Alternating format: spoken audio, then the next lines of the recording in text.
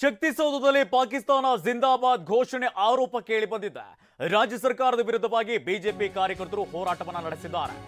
KPCC ಕಚೇರಿಗೆ BJP ಕಾರ್ಯಕರ್ತರಿಂದ ಮುತ್ತಿಗೆ ಯತ್ನವನ್ನ ಮಾಡಲಾಗಿದೆ. ಪ್ರತಿಭಟನಾ ನಿರತ ಕಾರ್ಯಕರ್ತರನ್ನ ಪೊಲೀಸರು ವಶಕ್ಕೆ ಪಡೆದಿದ್ದಾರೆ. ಬೆಂಗಳೂರು ಕೇಂದ್ರ ವಿಭಾಗದ ಡಿಸಿಪಿ ಶೇಖರ್ ನೇತೃತ್ವದಲ್ಲಿ ವಶಕ್ಕೆ ಪಡೆಯಲಾಗಿದೆ. ಪೊಲೀಸ್ ವಾಹನದಲ್ಲಿ ತುಂಬಿಸಿ ಅವರನ್ನ ಕರೆದೊಯ್ಯುವಂತಹ ಕೆಲಸವನ್ನ ಪೊಲೀಸರು ಮಾಡಿದ್ದಾರೆ. ಕೋಲಾರ, ಚಿಕ್ಕಮಗಳೂರಿನಲ್ಲೂ ಕೂಡ ಬಿಜೆಪಿ ಕಾರ್ಯಕರ್ತರು ಧರಣಿಯನ್ನ ನಡೆಸಿದ್ದಾರೆ. ಪಾಕ್ ಪರ ಘೋಷಣೆ ಹಿನ್ನೆಲೆಯಲ್ಲಿ ಈಗ ಆಕ್ರೋಶ ಭುಗಿಲೆದ್ದಿದೆ. ರಾಜ್ಯ ಸರ್ಕಾರದ ವಿರುದ್ಧವಾಗಿ ಬಿಜೆಪಿ ಕಾರ್ಯಕರ್ತರು ಹೋರಾಟವನ್ನ ನಡೆಸಿದ್ದಾರೆ. ಕೆಪಿಸಿಸಿ ಕಚೇರಿಗೆ ಬಿಜೆಪಿ ಕಾರ್ಯಕರ್ತರಿಂದ ಮುತ್ತಿಗೆ ಯತ್ನ ನಡೆಸಲಾಗಿದೆ. ಇನ್ನು ಇದೇ ಸಂದರ್ಭದಲ್ಲಿ ಪ್ರತಿಭಟನಾ ನಿರತ ಕಾರ್ಯಕರ್ತರನ್ನ ಪೊಲೀಸರು ವಶಕ್ಕೆ ಪಡೆಯುವಂತಹ ಕೆಲಸವನ್ನು ಮಾಡಿದ್ದಾರೆ.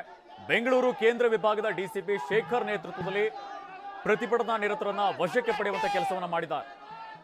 ಪೊಲೀಸ್ ವಾಹನದಲ್ಲಿ ಪ್ರತಿಭಟನಾಕಾರರನ್ನ ತುಂಬಿಕೊಂಡು ಕರೆದೊಯ್ಯುವಂತಹ ಕೆಲಸವನ್ನು ಮಾಡಿದ್ದಾರೆ. ಕೋಲಾರ, ಚಿಕ್ಕಮಗಳೂರಿನಲ್ಲೂ ಕೂಡ ಬಿಜೆಪಿ ಕಾರ್ಯಕರ್ತರಿಂದ ಧರಣಿ ನಡೆಸಲಾಗಿದೆ.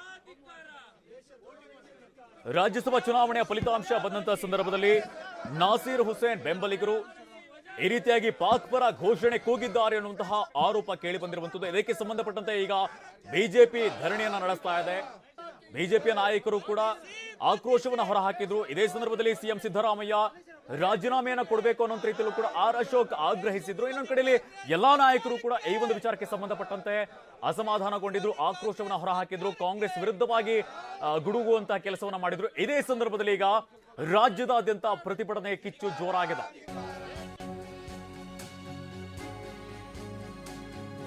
ಪಾಕಿಸ್ತಾನ ಜಿಂದಾಬಾದ್ ಘೋಷಣೆ ಕೂಗಿದ ಆರೋಪಕ್ಕೆ ಸಂಬಂಧಪಟ್ಟಂತೆ ವಿಧಾನಸೌಧ ಠಾಣೆಯಲ್ಲಿ ಸ್ವಯಂ ಪ್ರೇರಿತ ಕೇಸ್ ದಾಖಲಾಗಿದೆ. ಕರ್ತವ್ಯ ನಿರತ ಎಎಸ್ಐ ನೀಡಿದಂತಹ ದೂರಿನನ್ವಯ ಕೇಸ್ ದಾಖಲಾಗಿದೆ. Section 505 clause 1 clause B 153 B ಅಡಿಯಲ್ಲಿ ಕೇಸ್ ದಾಖಲು ಮಾಡಲಾಗಿದೆ. ಅಪರಿಚಿತ ವ್ಯಕ್ತಿಗಳ ವಿರುದ್ಧವಾಗಿ ಪೊಲೀಸರು ಕೇಸ್ ದಾಖಲಿಸಿದ್ದಾರೆ.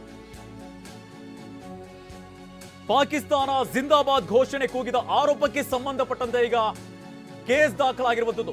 ವಿಧಾನಸೌಧದಲ್ಲಿ ರಾಜ್ಯಸಭಾ ಚುನಾವಣೆಯ ಫಲಿತಾಂಶ ಬಂದಂತಹ ಸಂದರ್ಭದಲ್ಲಿ ಅನಾಮಧೇಯ ವ್ಯಕ್ತಿಗಳು ಕೂಗಿದ್ದಾರೆ ಅನ್ನುವಂತಹ ಆರೋಪಗಳು ಕೇಳಿ ಬರ್ತಾ ಇರುವಂತದ್ದು. ಇದಕ್ಕೆ ಸಂಬಂಧಪಟ್ಟಂತೆ ವಿಧಾನಸೌಧ ಠಾಣೆಯಲ್ಲಿ ಈಗ ಸ್ವಯಂ ಪ್ರೇರಿತವಾಗಿ ಕೇಸ್ ದಾಖಲಿಸಲಾಗಿದೆ.